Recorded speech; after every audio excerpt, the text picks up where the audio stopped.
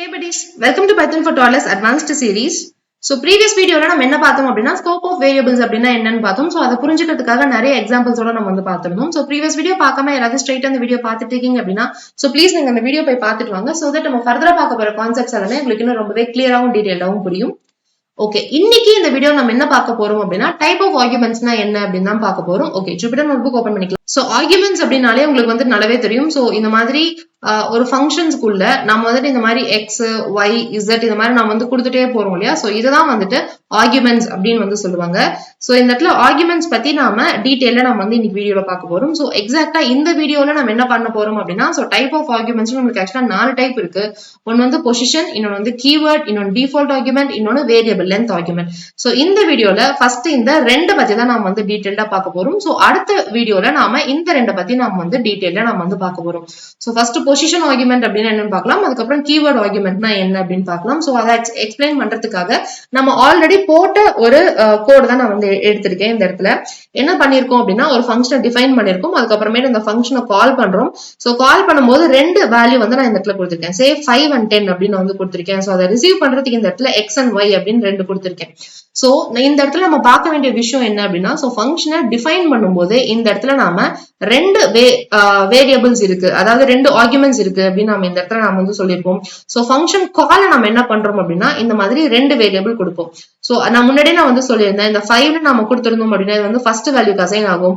இந்த second value கொடுத்திருந்தோம் அப்படின்னா இந்த y-க்கு அசைன் ஆகும் அப்படின்னு வந்து சொல்லியிருந்தோம். சோ இதை வந்துட்டு நம்ம என்ன சொல்லுவோம் அப்படின்னா இதுதான் நம்ம வந்துட்டு பொசிஷனல் ஆர்குமெண்ட்ஸ் அப்படின்னு சொல்லுவோம். சோ ஃபர்ஸ்ட் பொசிஷன்ல இருக்கிறது இந்த ஃபர்ஸ்ட் ஆர்குமெண்ட்டுக்கும் செகண்ட் பொசிஷன்ல இருக்கிறது இந்த செகண்ட் ஆர்குமெண்ட்டுக்கும் போய் அசைன் ஆகுது இல்லையா. அதாவது x is equals to 5 and y is equals to 10 அப்படின்னு பொசிஷனை பேஸ் பண்ணி அசைன் ஆகுது இல்லையா. அதுதான் நம்ம வந்துட்டு பொசிஷனல் ஆர்குமெண்ட்ஸ் அப்படின்னு நம்ம வந்து சொல்லுவோம்.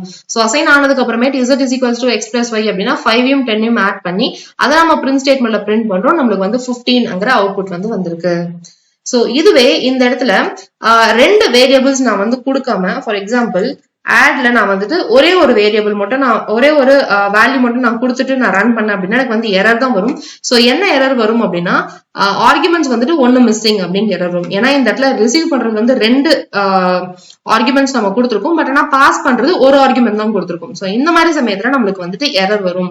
சோ அதனால ஆர்குமெண்ட்ஸ் வந்து நம்ம கரெக்டா பொசிஷன் பேஸ்ட் நம்ம கொடுக்கும்போது எத்தனை பொசிஷன்ஸ் அங்க இருக்கோ அத்தனை பொசிஷன்ஸ்க்கு ஏத்த மாதிரி தான் நம்ம வந்து இந்த இடத்துல ஆர்குமெண்ட்ஸ் வந்து நாம பாஸ் பண்ணணும்.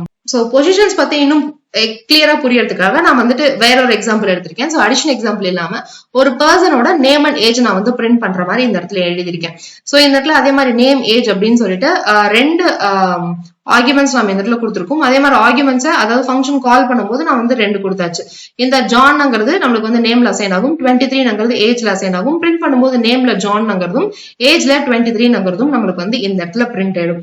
இப்போ ப்ராப்ளம் எங்க அக்கர் ஆகும் அப்படின்னா சோ ஒரு பெரிய ப்ராஜெக்ட்ல கோட் பண்ணும்போது எல்லாருமே ஒரே மாடியூல் பண்ண மாட்டாங்கிறத நம்ம பார்த்தோம் இல்லையா. சோ முன்னாடியே ஃபங்க்ஷனை டிஃபைன் பண்றவங்க ஒரு இடத்துல டிஃபைன் பண்ணி வச்சுட்டாங்க. சோ அந்த ஃபங்க்ஷன்ல நம்மளுக்கு வந்துட்டு ரெண்டு ஆர்குமெண்ட் இருக்கும்ங்கிறது தான் நம்மளுக்கு வந்து தெரியும். ஃபார் எக்ஸாம்பிள் அந்த பர்சனோட நேம் வந்து கொடுக்கணும், அந்த பர்சனோட ஏஜ் வந்து கொடுக்கணுங்கிறது வந்து நம்மளுக்கு தெரியும். ஆனா ப்ரோக்ராம இப்போ ஒரு வேறொரு ஆள் கோட் பண்ணும்போது அந்த ஃபர்ஸ்ட் ஏஜ்ங்கிற வேல்யூ இருக்குதா இல்ல ஃபர்ஸ்ட்ல நேம்ங்கிற வேல்யூ இருக்கா, ஏஜ் கமா நேம்னு கொடுக்கணுமா இல்ல நேம் கமா ஏஜ் அப்படின்னு கொடுக்கணுமா அப்படின்னு நம்மளுக்கு வந்து தெரியாது. சோ இப்போ அந்த இது தெரியாம ஒருத்தவங்க கோட் பண்ணும்போது என்ன பண்றாங்க அப்படின்னா சோ ஃபர்ஸ்ட் வந்துட்டு ஏஜா தான் இருக்கும் அப்படின்னு சொல்லிட்டு 23ங்கிற நம்பரை ஃபர்ஸ்ட் கொடுத்துட்டு அதுக்கப்புறமேட்டு டபுள் கோட்ஸ்ல நம்மளோட நேம் கொடுத்தாங்க அப்படின்னா இந்த கோட் பொறுத்த வரைக்கும் நம்மளுக்கு எந்த ஒரு ப்ராப்ளமுமே இல்லாம நம்மளுக்கு வந்து ரன் ஆகும். 23 போடுறதுக்கு நான் 223 போட்டேன். சோ இது மாடிஃபை பண்ணிக்கலாம்.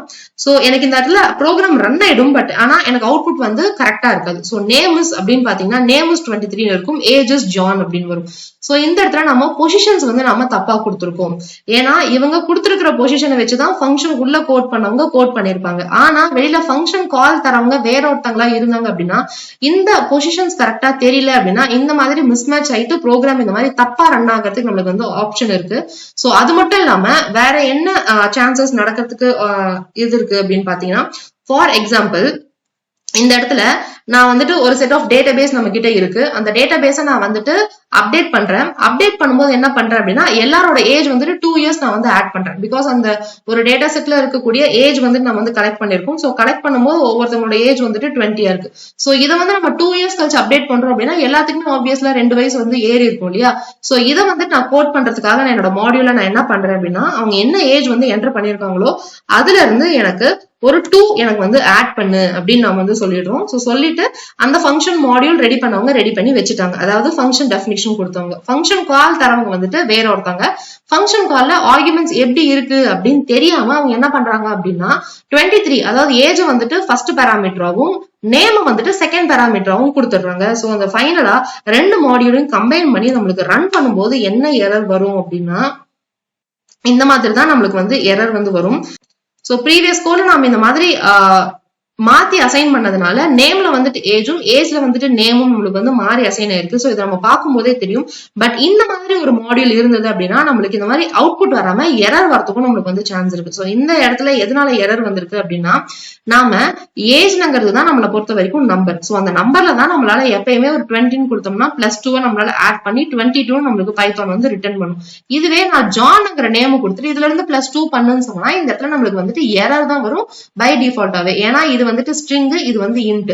ஸ்ட்ரிங்கையும் இன்ட்டையும் ஆட் பண்ண முடியாது அப்படின்னு நம்மளுக்கு வந்து சொல்லுவோம் இல்லையா? சோ அதே இடத்துல நம்மளுக்கு இந்த இடத்துல வந்திருக்கு. சோ இந்த இடத்துல ஸ்ட்ரிங்கையும் இன்ட்டையும் என்னால கன்கார்டினேட் பண்ண முடியாது அப்படின்னு இந்த இடத்துல நம்மளுக்கு எரர் வந்திருக்கு. சோ இந்த மாதிரி இடத்துல பாத்தீங்க அப்படின்னா நம்மளுக்கு இந்த மாதிரி மிஸ்மேட்ச் ஆகிறதுக்கு சான்சஸ் இருக்கு. சோ பொசிஷன்ஸ் பேஸ் பண்ணி நம்ம வந்து கொடுக்கும்போது பொசிஷன்ஸ் அடுத்து டெவலப் பண்றவங்களோட பொசிஷன்ஸ் மறந்துட்டாங்க அப்படின்னா அதாவது ஃபர்ஸ்ட் நேம் தான் கொடுக்கணும் அடுத்து ஏஜ் தான் கொடுக்கணுங்கிற மறந்துட்டாங்க அப்படின்னா இந்த மாதிரி எல்லாம் எரர் வரதுக்கு நம்மளுக்கு வந்து சான்சஸ் இருக்கு. சோ இதுல இருந்து ஓவர் கம் பண்றதுக்காக தான் நம்மளுக்கு வந்துட்டு கீவேர்ட் ஆர்குமெண்ட்ஸ் வந்து யூஸ் ஆகும். சோ எப்படி நம்ம கீவேர்ட்ஸ் ஆர்குமெண்ட் வச்சுட்டு இந்த எரர் இல்லாம நம்ம வந்து கோடா கரெக்டா ரன் பண்ண வைக்கிறது நம்ம வந்து பார்க்கலாம். இப்போ இந்த கோட நான் வந்துட்டு ரன் பண்றேன். சோ ரன் பண்ணும்போது பாத்தீங்கன்னா எனக்கு வந்து கரெக்டா எனக்கு வந்து அவுட்புட் வந்துருச்சு. சோ இந்த இடத்துல என்ன பண்றேன் அப்படின்னா கீவேர்ட் ஆர்குமெண்ட்ஸ் நான் வந்து யூஸ் பண்றேன். சோ அதே மாதிரி நேம் ஏஜ் இந்த ஃபங்க்ஷன் டெஃபினிஷன்ல எந்த மாடிஃபிகேஷனும் பண்ணல.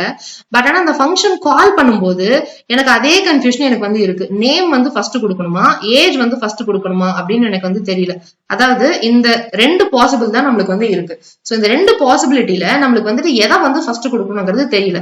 சோ அதனால குழப்பமே வேண்டாம்னு சொல்லிட்டு ஃபங்க்ஷன் கால நான் என்ன சொல்றேன் அப்படின்னா நீ எதை வேணா நீ வந்து ஃபர்ஸ்டா எடுத்துக்கோ. ஆனா ஏஜோட வேல்யூ வந்துட்டு 23 அந்த நேம் ஓட வேல்யூ வந்துட்டு ஜான் அப்படின்னு நான் வந்து சொல்லிடுறேன்.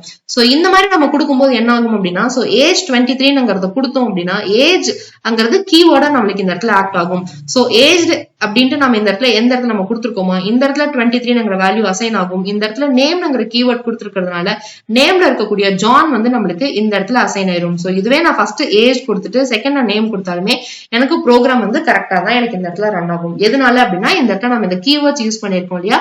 சோ இந்த கீவேர்ட்ஸ்னாலதான் நம்மளுக்கு இது வந்துட்டு கரெக்டா நம்மளுக்கு வந்து ரன் ஆயிருக்கு. சோ இப்போ பொசிஷனல் ஆர்குமெண்ட்ஸ்னா என்ன கீவேர்ட் ஆர்குமெண்ட்ஸ்னா என்ன எதனால எந்த இடத்துல எப்படி யூஸ் ஆகுதுங்கிறது ரொம்பவே டீடைல்டா புரிஞ்சிருக்கும் அப்படின்னு நான் நினைக்கிறேன். Happy learning. Bye bye.